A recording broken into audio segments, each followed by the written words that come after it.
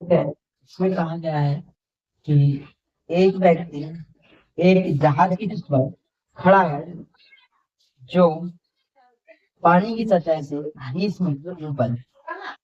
जहाज की छत से एक पहाड़ी की चोटी का उन्नयन कोण 45 डिग्री है तथा अवनमन कोण 30 डिग्री। पहाड़ की ऊंचाई तथा जहाज से पहाड़ की क्षैतिज दूरी बताना है। तो हमें निकालना क्या है, इन्होंने कहा है कि पहाड़ी की ऊंचाई तथा जहाज से पहाड़ पहाड़ की जो क्षैतिज दूरी है वो बताना। तो हम पहले क्या करेंगे, डायग्राम बनाएंगे। तो इन्होंने कहा है कि एक व्यक्ति एक जहाज की छत पर खड़ा है। तो कोई व्यक्ति कहीं एक जहाज की छत पर खड़ा है। और दूसरी बात कहा है जो पानी की सतह सतह से 10 मीटर ऊपर है। तो यानी कि पानी की अगर सतह यहाँ पे है तो मानेंगे ये जहाज जो है पानी की सतह से 10 मीटर ऊपर है। तो ये ऊंचाई इसकी हो गई पानी की सतह से 10 मीटर। और दूसरी बात क्या कहा है इन्हें, जहाज की सबसे पहाड़ी की चोटी का उन्नयन को, यानी कि इसके सामने कुछ पहाड़ है हुआ यहाँ पे। ने कह रखा है क्वेश्चन में, यहाँ पे एक पहाड़ है इसके सामने। क्षैतिज दूरी हमने बताया था, क्षैतिज दूरी जो होती है समतल होती है, यानी कि नीचे से दूरी नापी जाएगी। तो क्षैतिज दूरी जो है वो इन्हें क्या रखा है भाई, बताना है वो बताना है। और दूसरी बात क्या रखा है, चोटी का जो उन्नयन कोण है वो 45 डिग्री है। चोटी का जो उन्नयन कोण है वो 45 डिग्री है। तो ये बना लेंगे हम चोटी का उन्नयन कोण 45। अगली बात इन्होंने कहा है भाई कि अवनमन कोण, यानी कि इसका अवनमन कोण भी बताया है इन्हें जो कि 30 डिग्री है। यानी कि अगर ये व्यक्ति इसकी ओर देखता है तो भाई ये तो 45 डिग्री बन रहा है, पर इसके नीचे की तरफ देखें, ऊपर से देखेगा ये, तब अवनमन कोण बनेगा जो कि 30 डिग्री का बन रहा है। यानी कि यहाँ पे बनेगा 30 डिग्री, और यहाँ पे अवनमन कोण और उन्नयन कोण दोनों ही एक रेखा जो समांतर रेखा को काटती है, जिस हिसाब से मैंने बताया था क्यों बराबर नहीं होती। यहाँ पे 30 डिग्री एंगल बनेगा तो यहाँ पे भी 30 डिग्री का एंगल बनेगा। तो हम आगे बढ़ते हैं, अब देखते हैं क्या क्या करना है। तो पहले क्या करेंगे, हम इसमें इसका नामकरण कर लेते हैं, ए बी सी डी और ई। और मान लेते हैं सॉल्यूशन, माना माना मान लेते हैं हम, माना पहाड़ की ऊंचाई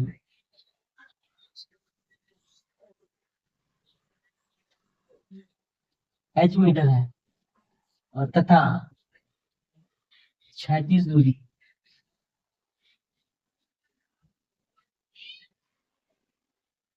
x मीटर है, जो कि यहाँ पे लिखित है क्षैतिज दूरी x मीटर और पहाड़ की ऊंचाई x मीटर। तब देखते हैं इसे किस तरह सॉल्व करेंगे। पहले हमें देखेंगे यहाँ से हमारे पास एक ट्राइंगल ये बन रहा है, एक ट्राइंगल ये बन रहा है। तो आप चाहें तो किसी भी ट्राइंगल को पहले सॉल्व कर सकते हैं। तो मैं पहले ये वाला ट्राइंगल सॉल्व करना। तो यहाँ पे मैं देख रहा हूँ कि एक तो ये हो गया हमारा लंब और ये आधार है। तो भाई लंब जो है हमें लंब निकालना पड़ेगा। लंब क्या है, डीसी है।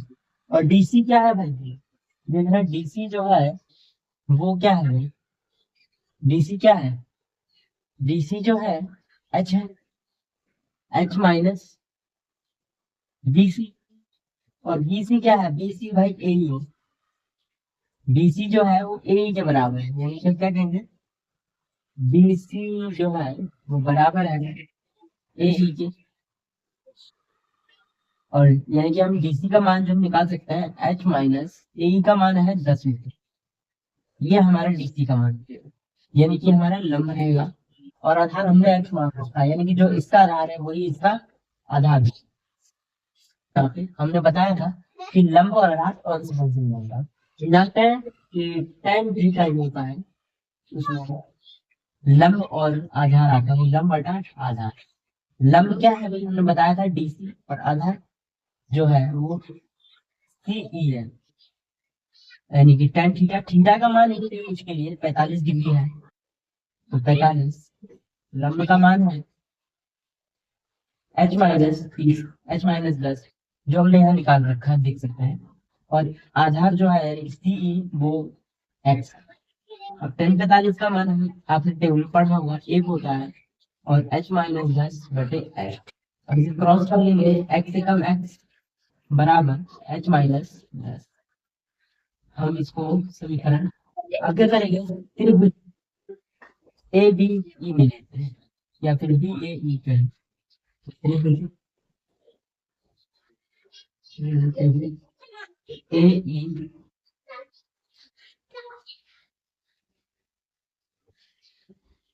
ए ई बी।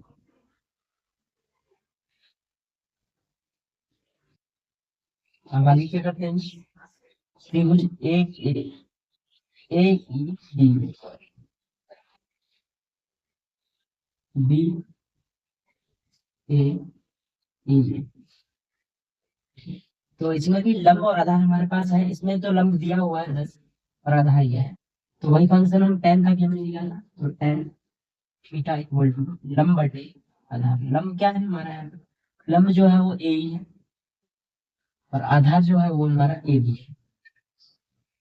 और tan थीटा, यहाँ पे थीटा जो है वो 30 है, यानी कि tan 30 इक्वल टू ए का मान 10 है और ए बी का मान x है, जो इसके लिए है वही इसके लिए भी है। तो tan 30 का मान आपने पढ़ा होगा, tan 30 का मान 1/√30 और 10/x। अब यहाँ पे हम क्या करेंगे, क्रॉस कर लेंगे, इसकी इससे और इसकी इससे गुणा कर देंगे, x से कम x और 10√, एक हमारे पास ये है, इसको समीकरण 2 कह सकते हैं। अब हम क्या करेंगे, इस वाले मान को उठा के इसमें रख देंगे, यानी कि x के मान को उठा के समीकरण 1 में रख, x का मान समीकरण 1 में,